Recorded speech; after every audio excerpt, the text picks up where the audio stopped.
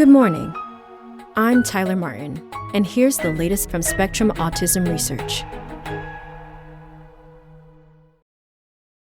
No link between epidurals and autism, 2 studies confirm.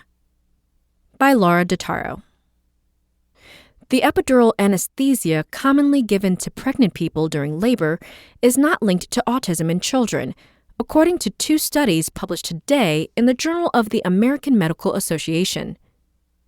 The results contradict a study published last October that seemingly connected epidurals among women in California to a slightly increased chance of autism in their children.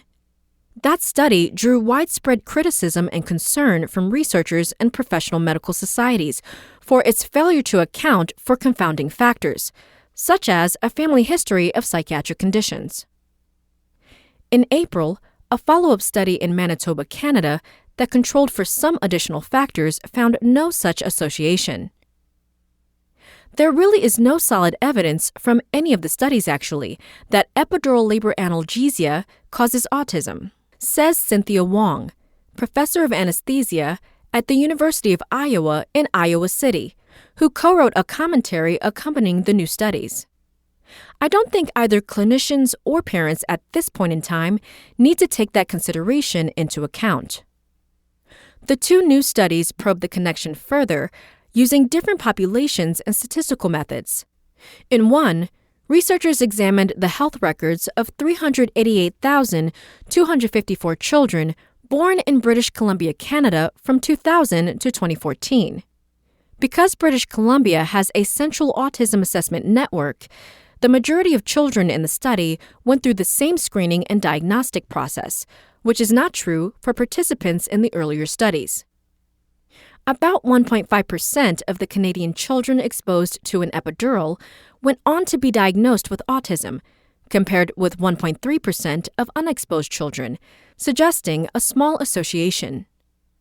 But further analyses of the data weakened the finding. To control for some factors, such as maternal genetics and socioeconomic status, for example, the researchers repeated the analysis in women who had multiple births, resulting in at least 1 child with autism and 1 without. The women were not more likely to have had an epidural while delivering the autistic child than the non-autistic one, they found. Making adjustments. In another study, researchers analyzed data from 479,178 children born in Denmark from 2006 through 2013. Unlike the other 3 studies, this analysis controlled for family history of autism and maternal psychiatric history, both of which are linked to an increased likelihood of autism. The researchers found no significant association between autism and epidurals. Assessing this link provides an excellent example of why confounders are almost always essential to address in an observational study, says Anders Mikkelsen, an obstetrician and doctoral student at Copenhagen University Hospital, Rigshospitalet, in Denmark, and lead investigator on the Danish study.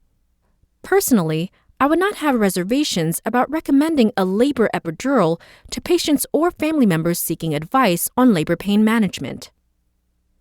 All 4 studies also identified differences between parents who did and did not receive an epidural.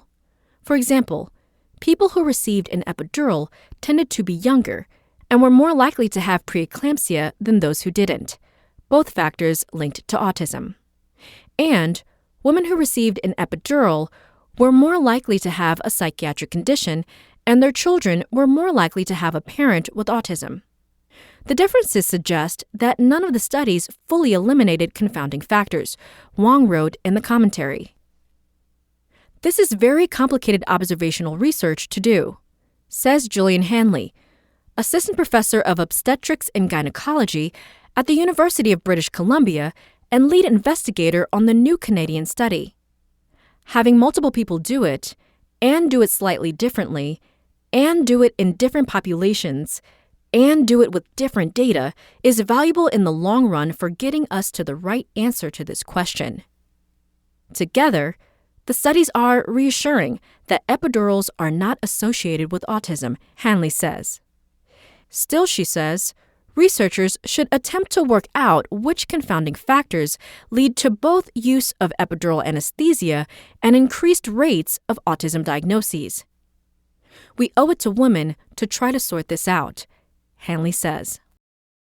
That's all for today. Check back on Friday for more content from Spectrum Autism Research, or go to spectrumnews.org.